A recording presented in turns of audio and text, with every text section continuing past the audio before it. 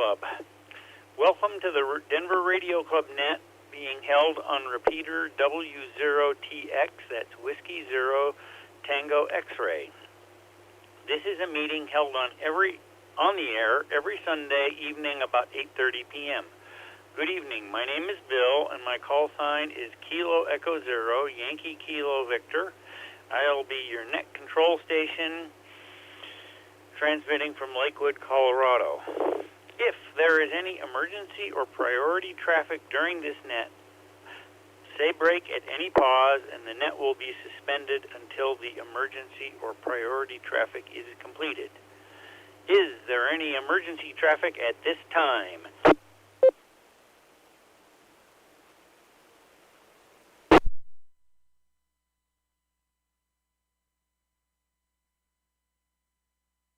Seeing none. This net is for Denver Radio Club members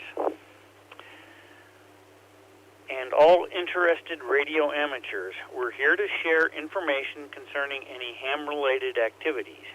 Regular meetings of the Denver Radio Club are held on the third Thursday of every month at 7 p.m. using Google Meets or in person, or both. Let's see, we just had a meeting last week, so the next one is in May. An Elmer session is held at 6 p.m. just prior to our monthly meeting. This session addresses any amateur radio questions you might have. So whether you are new to amateur radio or interested in some new application of amateur radio, this is a session where you can get help. Also, every Wednesday at 7:30 p.m., except the third Wednesday when our monthly meeting is held, there is a learning net on 145.490 megahertz and 448.625 megahertz.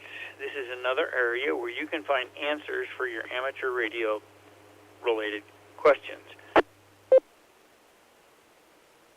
Before I proceed, I want to say we are trying an experiment today. Those of you who are on Groups.io should have gotten a reminder of this meeting, and so we're going to see if that will increase attendance. As a general interest club, we provide emergency communication for the Salvation Army, the City of Wheat Ridge Police Department, the City of Lakewood Police Department, Westminster Metro Fire, and St. Anthony's Hospital. We are always looking for members who would like to participate in this support. Please contact our club president if you would like to help. Our current president is Kevin Schmidt, K0KPS, and his phone number is 303-475-9234. The Denver Radio Club website address is www.W0TX.org. The Denver Radio Club also participates in the ARRL Volunteer Examiner Program. If you have any need for VE testing, please have something to write with to copy the forthcoming information. Our VE team is available to support you. Please contact our VE team lead, Robert Pickett, Kilo Zero Romeo Alpha Papa, at K0RAP@W0TX.org. The Denver Radio Club VE team stands ready to support VE testing for large or small groups, including groups of 2 or more people. If you need a test session, please contact the VE team lead, Robert Pickett, again at K0RAP@W0TX.org. This is the Denver Radio Club Net W0TX. And this is KE0YKV serving as net control. Are there any special announcements or bulletins for the net this evening? If so, please call now.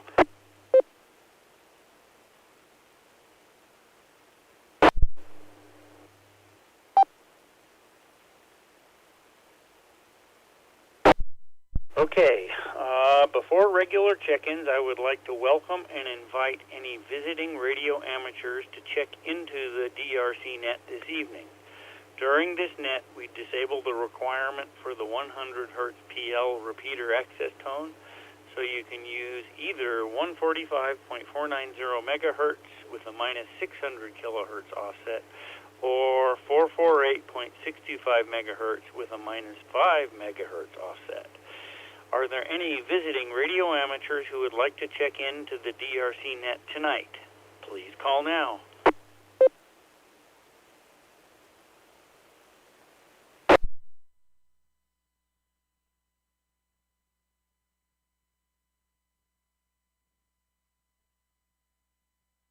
Next, I would like to welcome and invite any newly licensed or recently upgraded radio amateurs to check in. Please call now.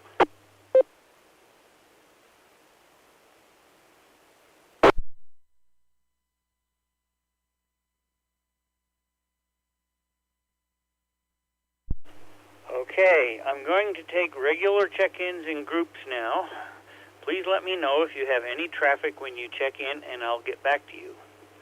First, radio amateurs who call sign suffixes begin with the letters A through E, that's Alpha through Echo, your call sign and name, please. W0TX repeater. Kilowatt 0, Delta Papa Romeo. Paul, hello. Kilowatt Delta 0, Charlie Golf Fox, Kenny and Thornton, no traffic.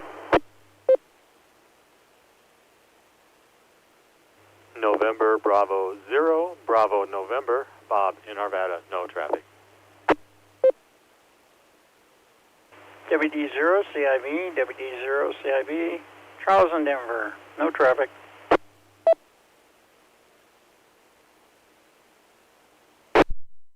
Kilo Charlie 0, Charlie Zulu, Bob in Thornton. Okay, let's stop there. Okay, I've got Kilo Delta, Kilo Delta, okay, Kilo 0 Delta Papa Romeo, I believe. I've got Kilo Delta 0 Charlie Golf Foxtrot, NB0 Bravo N, WD0 CIV, and KC0 Charlie Zulu.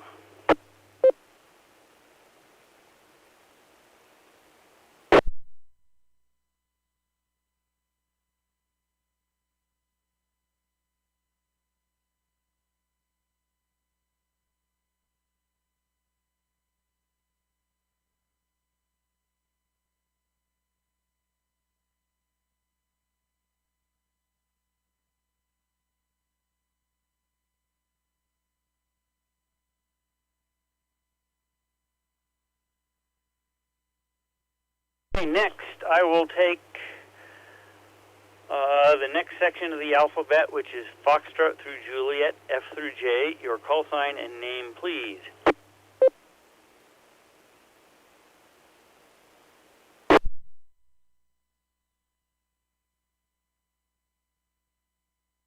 Kilo Foxtrot 0, Foxtrot Papa India, Ron in Lakewood, no traffic.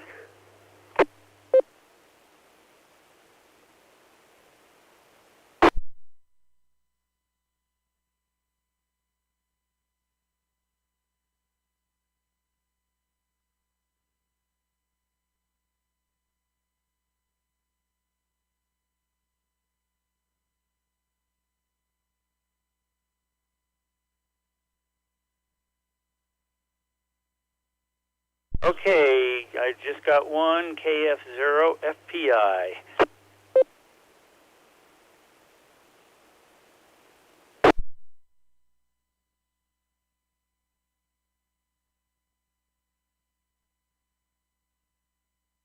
Okay, next I'm looking for people Kilo through Oscar, K through O.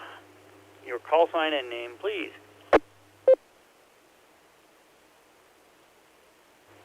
Whiskey 0, Lima Foxtrot, Orland and Golden, no traffic, over.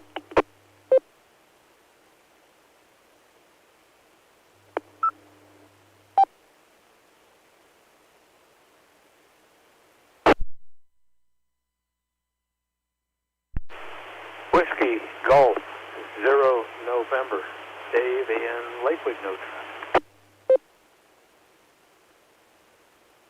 Okay, I've got Orland at WW0LF and WG0 November.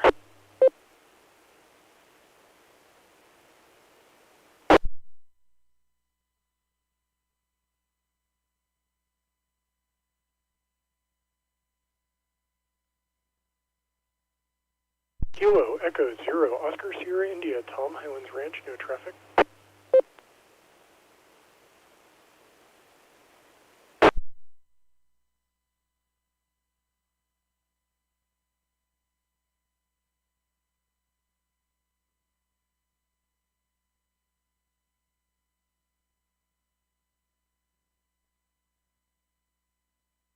I got KE0OSI.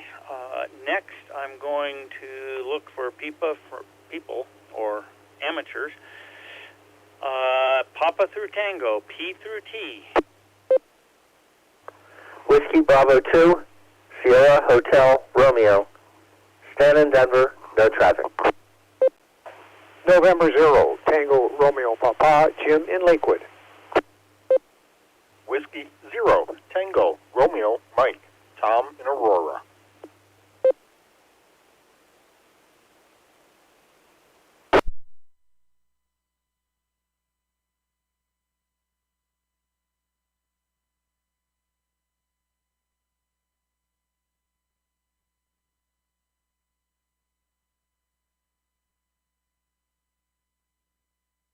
Okay, let's see. I've got Whiskey Bravo 2, Sierra Hotel Romeo, N0 TRP, and W0TRM.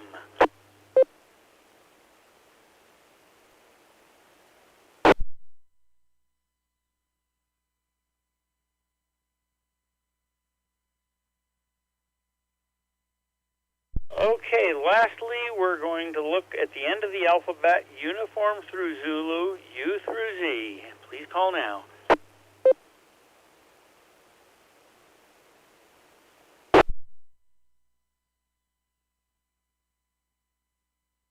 November 0, Quebec Oscar Oscar Earl and Wheat Ridge.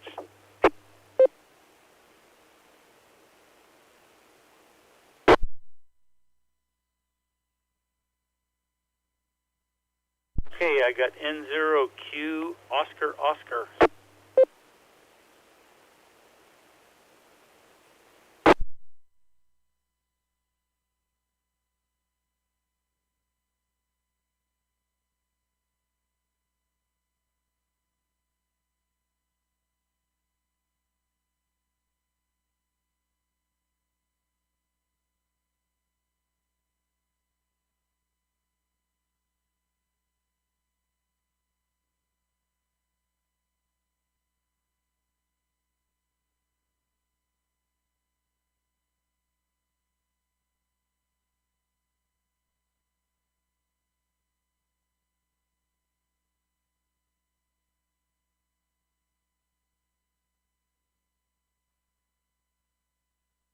Okay, let's see here. I'm going to open it up to the entire alphabet. Alpha through Foxtrot, or no, Alpha through Zulu, excuse me. Please call now. Whiskey Bravo 0 Alpha Kilo Victor, WB 0 AKV, Rich in Westminster, no traffic.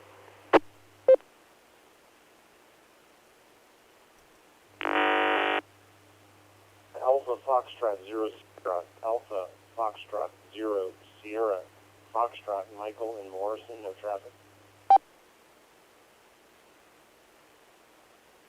Okay, I got Whiskey Bravo 0 AKV, and is it AF0 Sierra?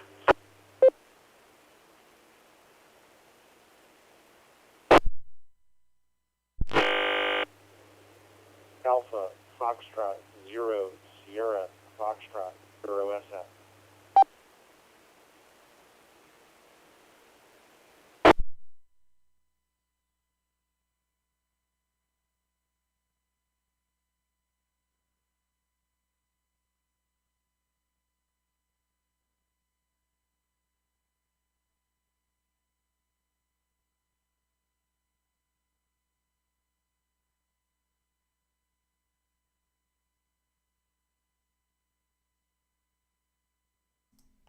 This is Kilo 1 Delta Bravo Charlie, K1 DBC. I see you checked me in. I do have traffic, and also checking in Rodney, regular on our YouTube live stream, RODNEY, no call sign.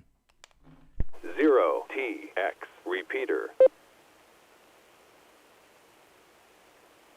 You should have had your ears open, Daron. I checked you in as the first person. And let's see, I've finally got AF0 Sierra Foxtrot.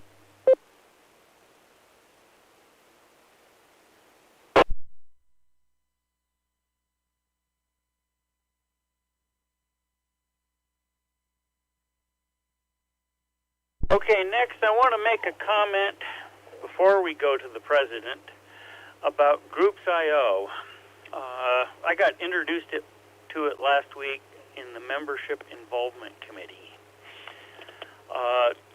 This is a really interesting thing, and I hope some of you at least saw the announcement for this meeting that I put out.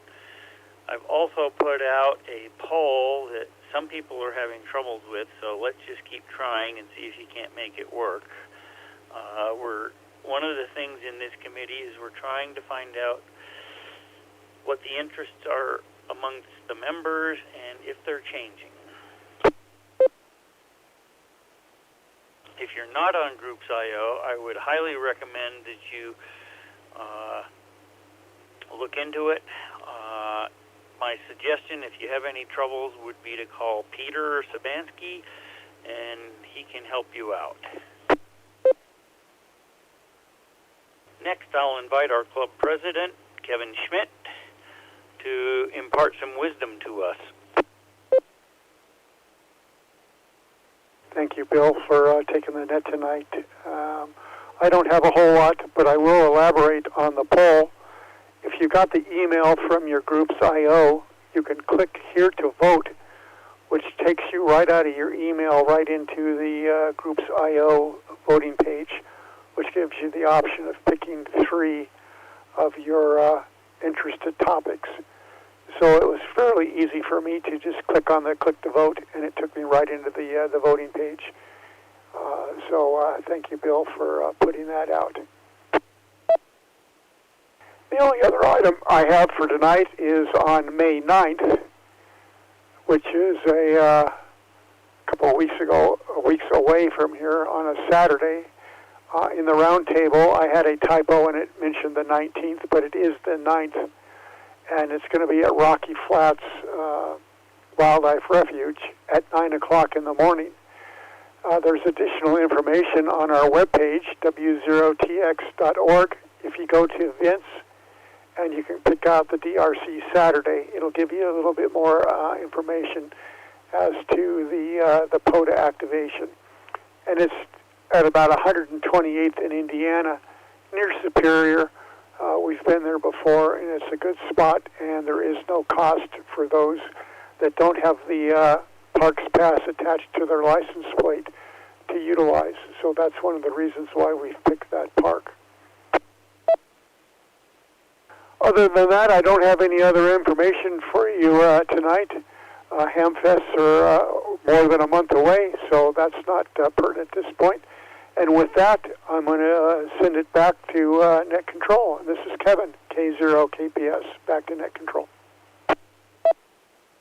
Kevin, K0KPS, for your wisdom.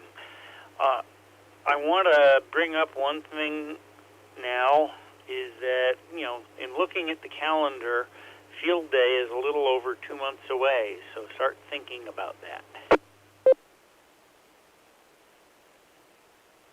Next, Daron, K1 DBC, has traffic.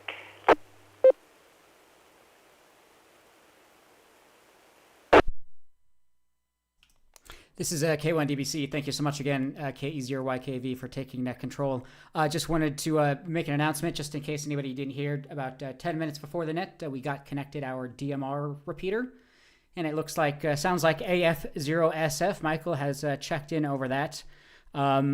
It does sound like there is a bit of audio, I think, issue when connecting initially, but it does sound fine after that. But yeah, it is half the bandwidth of analog, so it's not exactly the same audio signal. But if anybody's interested, hopefully going forward for our Sunday night and Wednesday night nets, we'll start to incorporate our DMR-310-804 talk group. So if anybody's interested and has issues connecting to our repeaters but have a DMR radio and a hotspot, you can now communicate via our main repeaters. This is K1DBC back to net control, KE0YKV. Thank you, K1DBC. Daron, I do have a request. How hard is it to set everything up if you're not around?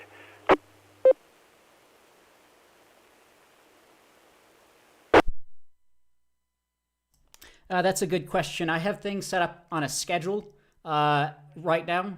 It's not working perfectly, but it's set up on a schedule to automatically connect at 8:20 p.m. and disconnect at 8:45 p.m. So there should be no issues to connect.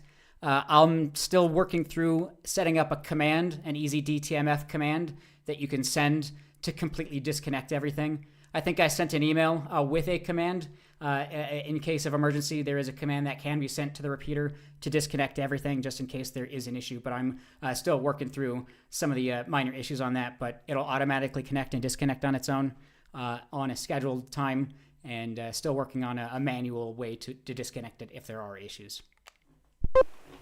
Excellent. I was also thinking that eventually, once you get this all sorted out, that you could publish a quick one-page help page for the net controllers in case something goes wrong and you're not available.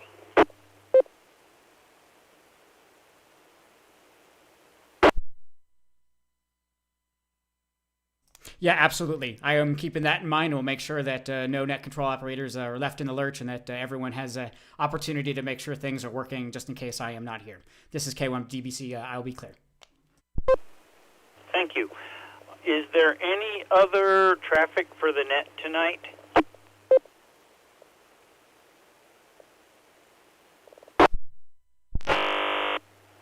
Hey, 0SF.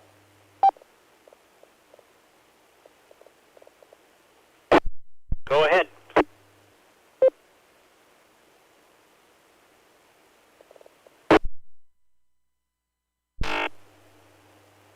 Just want to express my gratitude to Daron for building the bridge to DMR. Daron is definitely a ham radio operator's builder, maker, ham radio operator. So that is a huge improvement.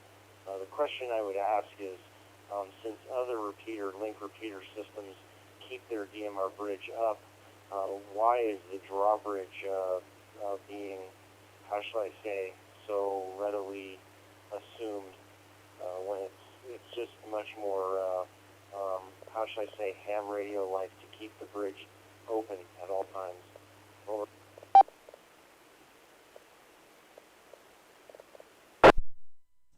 AF0SF, this is K1DBC. That is a great question. I think just for right now, and thank you so much for the gratitude. I really do appreciate that. I think just for right now, it's just in testing phase. I think once we get more comfortable with it, and as long as we're given approval, really, as long as there's no issues, I don't see any reason why we can't permanently interlink all of our repeaters here. Absolutely. That I think that is definitely the end goal, and I think we're just at the beginning phases of that, but we are progressing quite quickly, and hopefully maybe mid this year. I guess it's already mid-year, but hopefully not too far off. We should actually be able to permanently interlink, and kind of that'll be the next testing phase, and we'll see how that goes. This is K1DBC, AF0SF. This is K1DBC.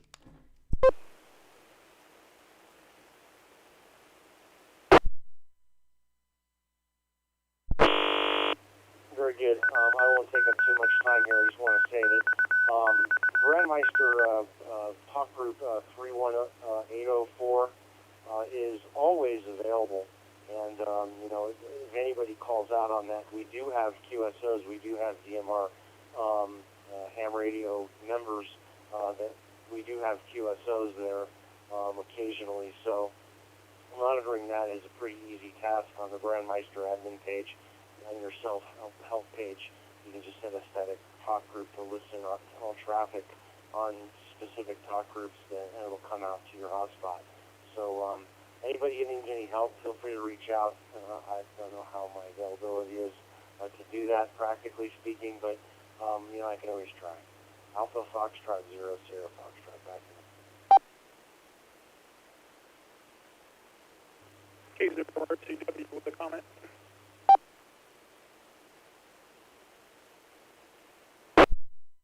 Barely heard your call sign.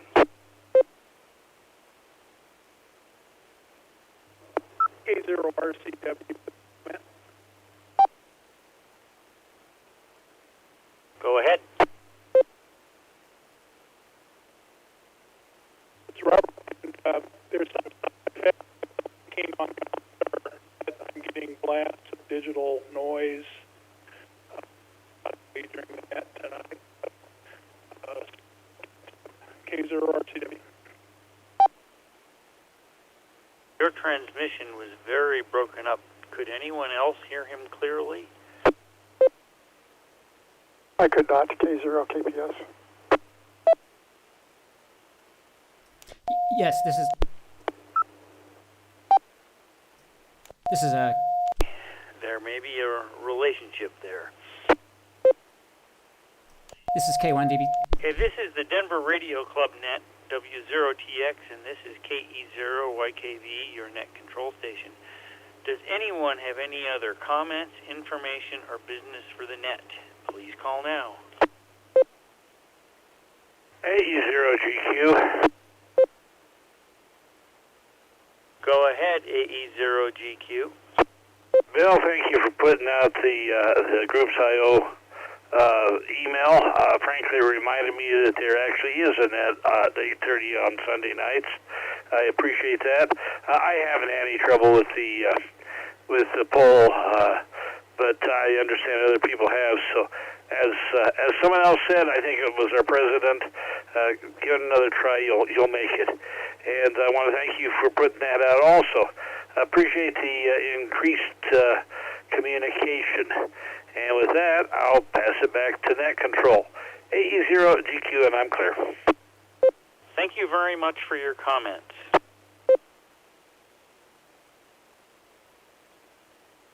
Are there late check-ins? Please call now.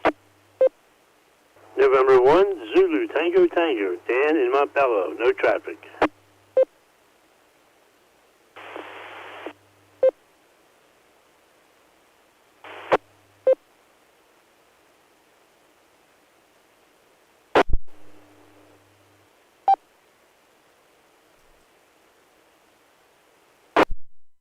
K1DBC, one last bit of traffic. Okay, hang on a moment, Daron.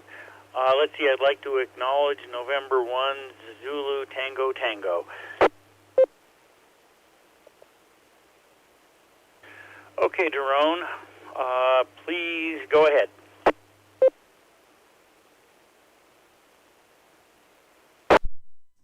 This is K1DBC, K0RCW. Yeah, his transmission was a little bit hairy. I'm not too sure if that's something from my end, connecting into AllStar link. He was mentioning a digital noise. That is happening when someone's keying up from the DMR BrandMeister side. So if you were hearing an odd kerchunking noise, a very weird digital noise, that was coming from DMR. So that is something I'm going to try to get rid of and make sure that doesn't happen again. This is K1DBC, back to net control. Okay, thank you, K1DBC. Okay, let's see. I haven't checked I don't know if I still get QST, but if you want to know about any upcoming contests, check out the contest calendar on the ARRL website. Or you can also go to www.ncjweb.com.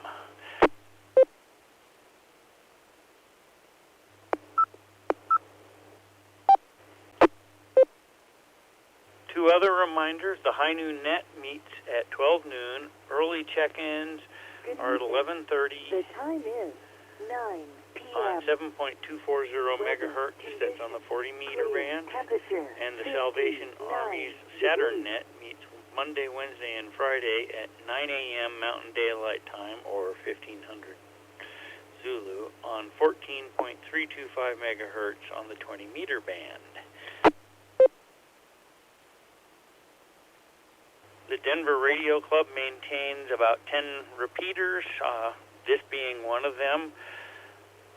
So if you need to find out about the repeaters and their connection information, please check our website, W0TX.org.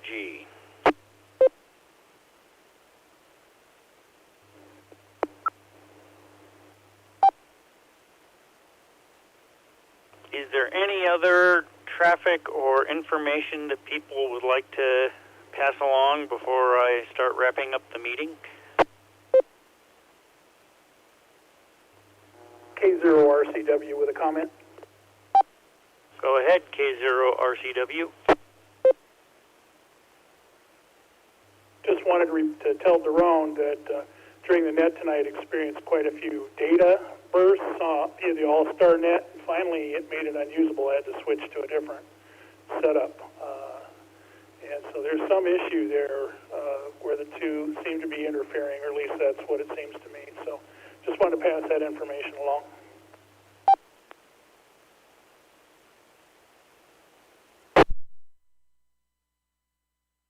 All right, thank you for notifying me. This is K1DBC. I will check that.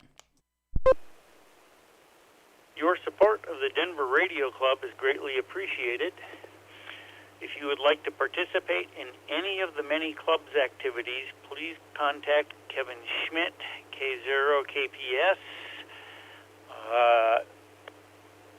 I would like to thank everyone for checking into the club net tonight. Your support is greatly appreciated. Have a great week. Tonight we had, let's see here, 21 check-ins plus Rodney.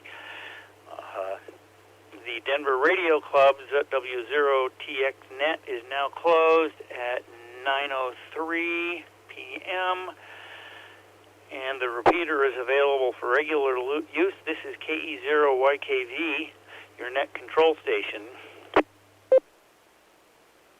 Next, I'm going to let Daron arrange to, come on, I'm thinking here, the ARRL news feed, so we can all listen to it if we wish.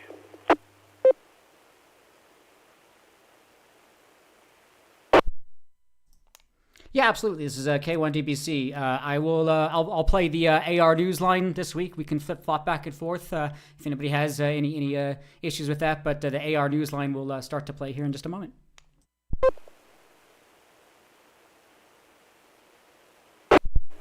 Thank you, Daron.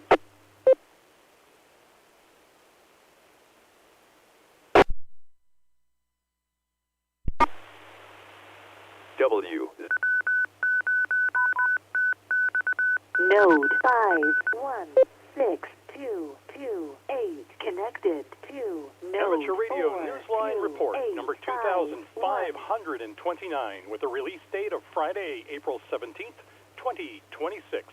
To follow in 5, 4, 3, 2, 1. The following is a QST.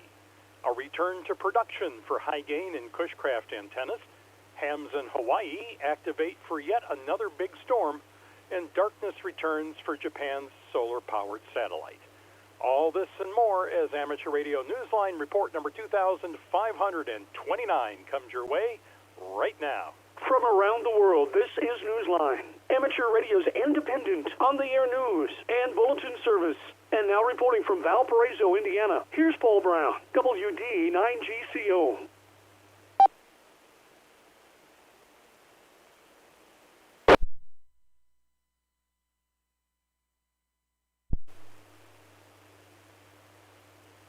We begin this week with the news that two popular antenna brands, formerly part of MFJ Enterprises, will be back on the market soon under new ownership. Andy Morrison, K9 AWM, tells us what to expect next. Production of the high gain and Cushcraft antennas and antenna products popularized by MFJ Enterprises, will be going forward under new ownership and in a new home in Linton, Indiana. The Indiana-based manufacturing and engineering business, ITU Corporation, has purchased both brands from Martin F. Jew, K5SLU, president and founder of MFJ Enterprises. MFJ, which Martin founded in Starkville, Mississippi, halted production in the spring of 2024. Manufacturing of the two brands will resume at a property that formerly housed the National Guard Armory. The 15-acre site is being repurposed for the production.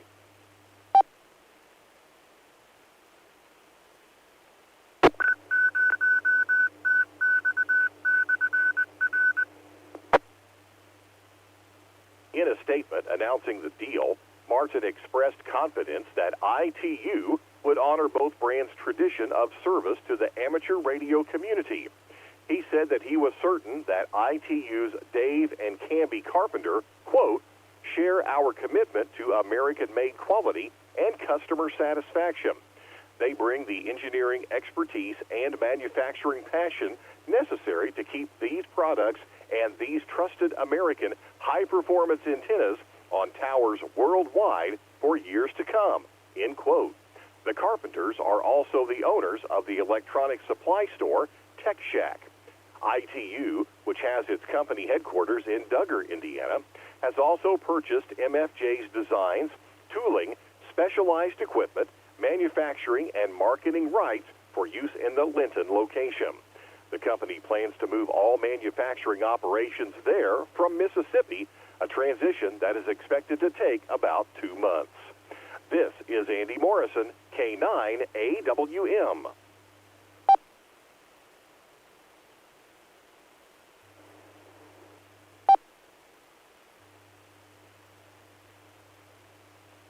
Already battered by flooding a month ago, Hawaii watched as its emergency responders went back on the air for yet another storm, as we hear from Randy Sly, W0TX.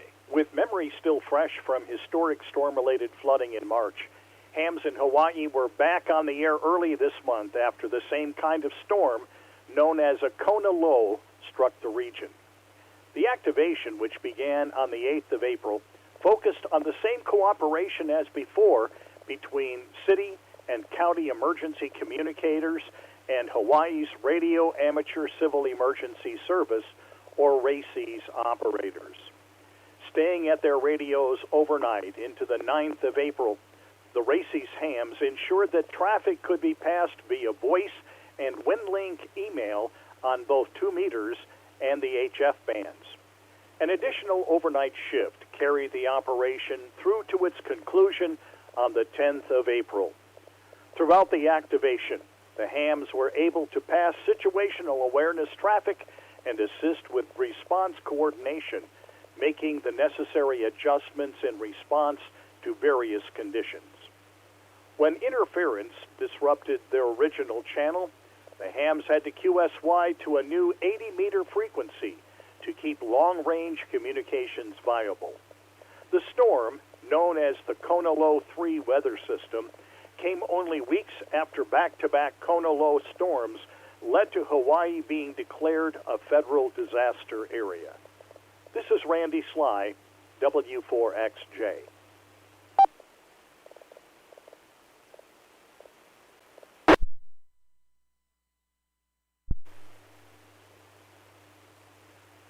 The winter storm that held much of the Quad State region and the Ohio Valley in its clutches in late January has long since melted. But one of the more positive parts of that challenging experience still remains: the gratitude that emergency responders in Kentucky have for local hams who stepped in to help. Kevin Trotman, N5 PRE, has that story. Communicating under difficult circumstances is a big part of what the Amateur Radio Community Services KY4 ARC is all about. Earlier this month, the hams were recognized for their readiness in the January winter storm by the Paintsville-Johnson County Emergency Management Director, Paul Burchett. In a presentation of certificates at the club's monthly meeting, Burchett said that club president John Hager, N4KJU, and others provided relays of critical information to other emergency managers at important times throughout the storm. He told members of the club, quote, "We greatly appreciate everything you all do and everything you do for us," end quote. With the storm now simply a chapter in history, club members are still ensuring the lines of communication stay open. Rain, shine, or whatever the weather, they will continue to check in with one another every night at 10 p.m. local time. This is Kevin Trotman, N5PRE.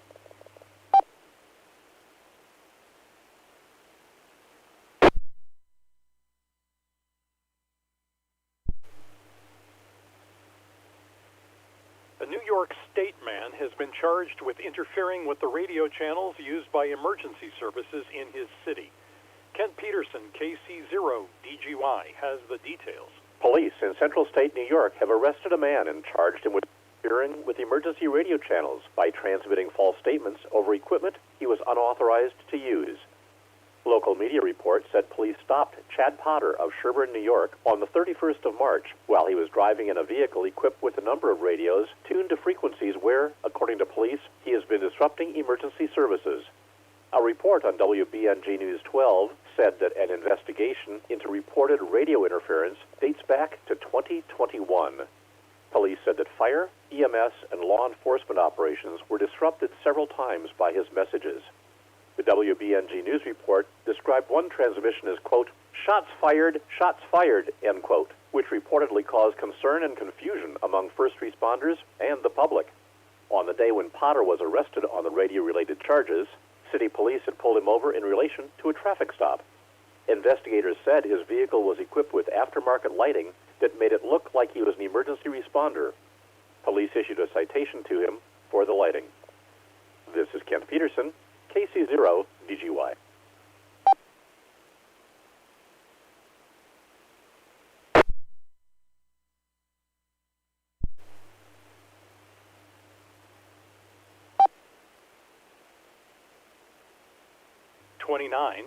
Made big news in early March when its entry into a full sunlight orbit woke the 30-year-old satellite from a long slumber. Well, guess what? It's nap time again. As Jim Meacham, ZL2BHF, tells us. If you've been enjoying continuous operation using the newly awakened Fuji Oscar 29 from Japan, you may want to make plans to take a break.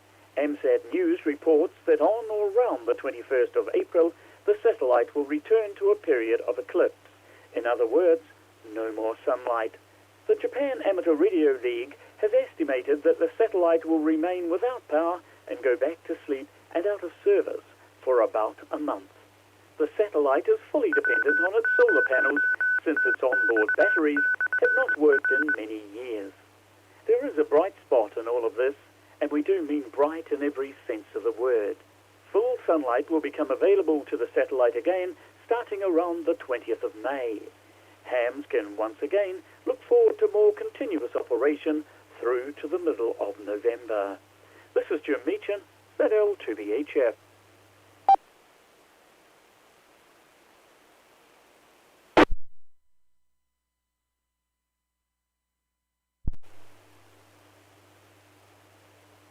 Don't forget, you only have until the 31st of May to tell us about a promising young amateur radio operator who could become our next Bill Pasternak WA6ITF Memorial Young Ham of the Year. Nominees must be licensed who are 18 years of age or younger, and they must reside in the continental United States. Do you know a deserving candidate? Visit our website, arnewsline.org, and find the nomination form under the Awards tab. Submit the documentation that tells us how your nominee has played an important role, not just in the community of fellow amateurs, but in the community at large.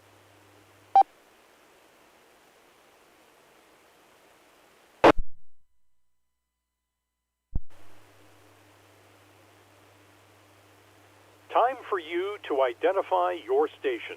We are the Amateur Radio Newsline, heard on bulletin stations around the world, including the EA5 JAV repeater in Alicante, Spain, on Thursdays at 1400 GMT +1. Also heard on AllStar, Echolink, System Fusion, DMR, Peanut, and VoIP PABX.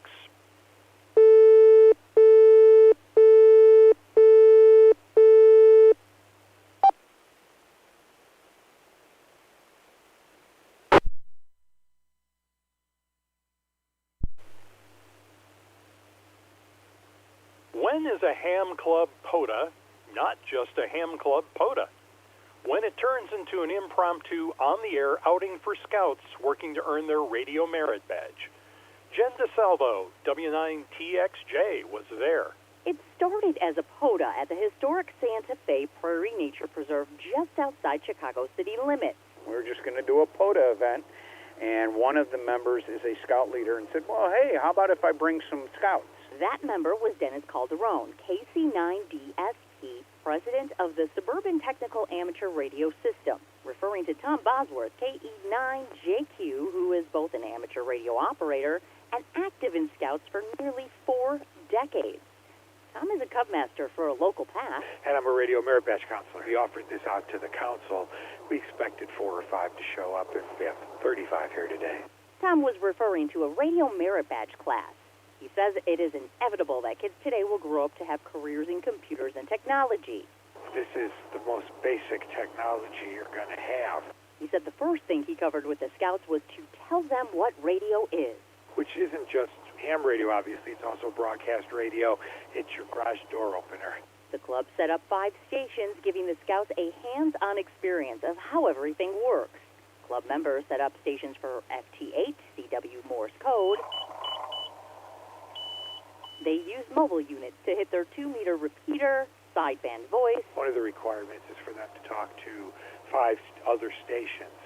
So when they're on sideband and when they're on the FT8, they're actually participating in the communication.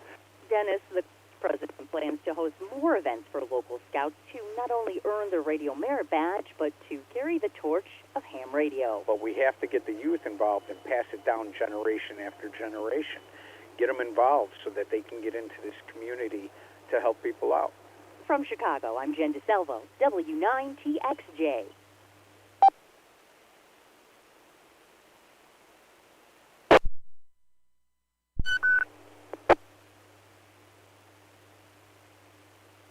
An amateur radio operator in Oman is hoping to lead the way for hams to have smoother, more reliable satellite tracking and contacts with the help of his downloadable mobile app. John Williams, VK4JJW, tells us more.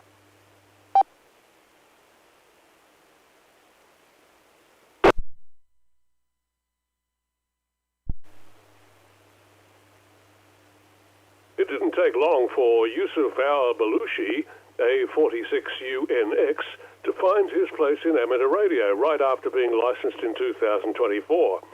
He was almost immediately drawn to chasing satellites, often using his own homebrew tools. Those challenging early days inspired him to create a free satellite tracking mobile app to help deliver the best possibilities for successful contacts. He gave it the name HamSatting. A member of the Royal Omani Amateur Radio Society, he shares the app freely with amateurs around the world, whether they're using its interactive map to track the ISS or to search for one particular amateur satellite. The app's numerous features include a built-in SSTV decoder that supports Robot 36/72 and other modes. He told the website, Muscat Daily, that this was his attempt at creating a single place that integrated as many needed services as possible without requiring the user to switch between several apps. Finding all existing apps incomplete, he began his development work in August of last year. HamSatting was formally released this past January. He designed it for use by licensed hams, satellite chasers, and people involved in ARIS contacts. In fact, tracking the ISS is a default function. Individuals who want access to other satellites will need to obtain a free API key from the satellite tracking service N2YO. Yusuf said that the app is also useful for grid square hunters working toward awards such as VUCC. It can be downloaded free from the Apple and Android app stores. More details available at unixeer.com. That's UNIXEER.com. He told the website, quote, I hope the app will make satellite communication easier and more enjoyable for the amateur radio community. And this is John Williams, VK4JJW.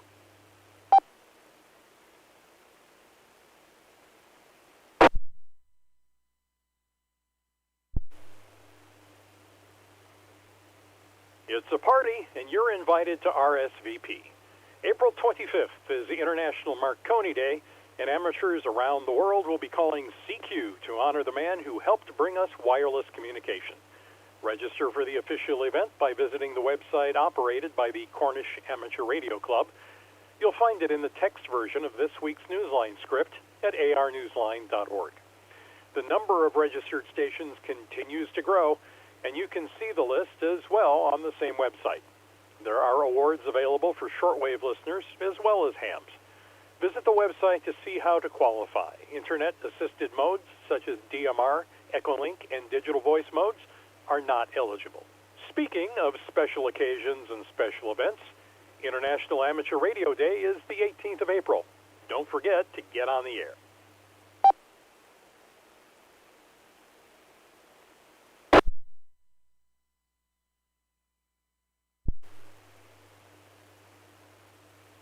In the world of DX, Harry, JG7PSJ, will be calling QRZ as JD1BMH from Chichijima, IOTA number AS031.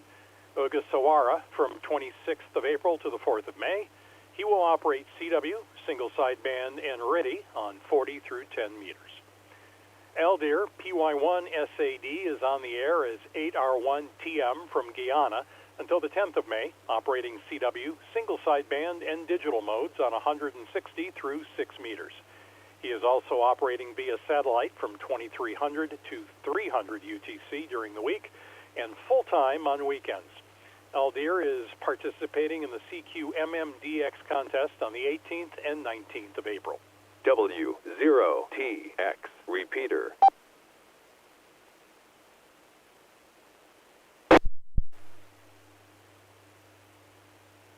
The early moon missions of the 1960s were most certainly awe-inspiring, but for those of us who were perhaps young students here on Earth at the time, they were as distant an experience to us as the moon itself.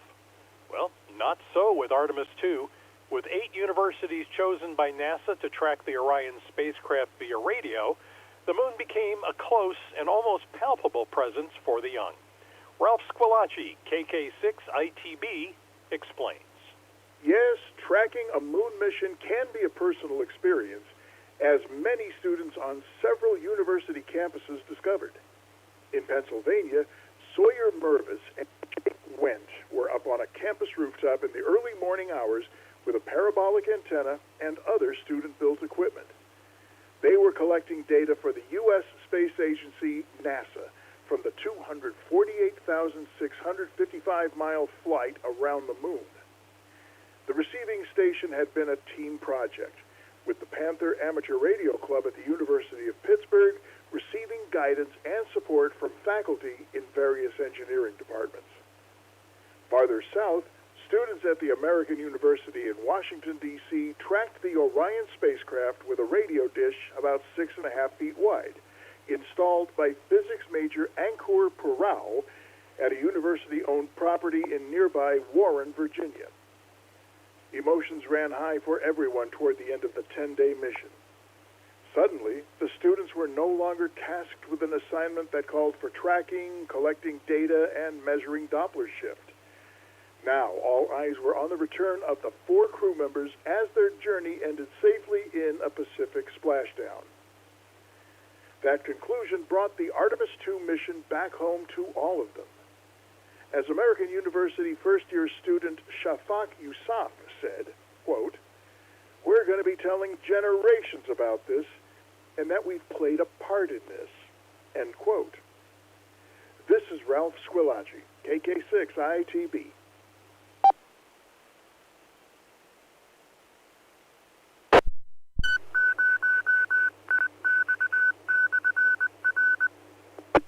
With thanks to Amateur Radio Daily, AMSAT News, CBS News, David Behar, K7DB, DX Zone, 425 DX News, Groups.io, KTV Channel 2, Linton News, National Weather Service, Paintsville Herald, QRZ.com forums, MuscatDaily.com, Newsweek, the Radio Society of Great Britain, shortwaveradio.de, SFGate, Stacey Holbrook, KH6OWL, WBNG News 12, the Wireless Institute of Australia, WTAE, WTOP, and you, our listeners.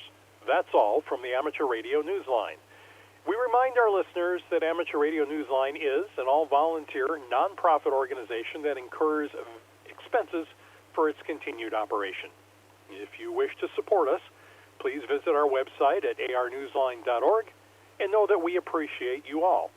We also remind our listeners that if you like our newscast, please leave us a 5-star rating wherever you subscribe to us.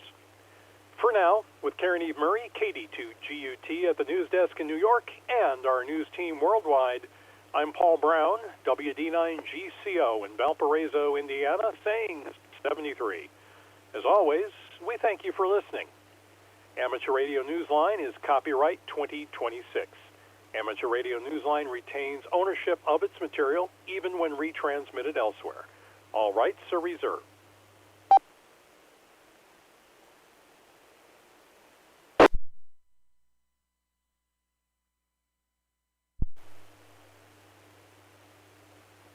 Information about this amateur radio, voice over IP audio news service is on the web at newsline.rfnet.link.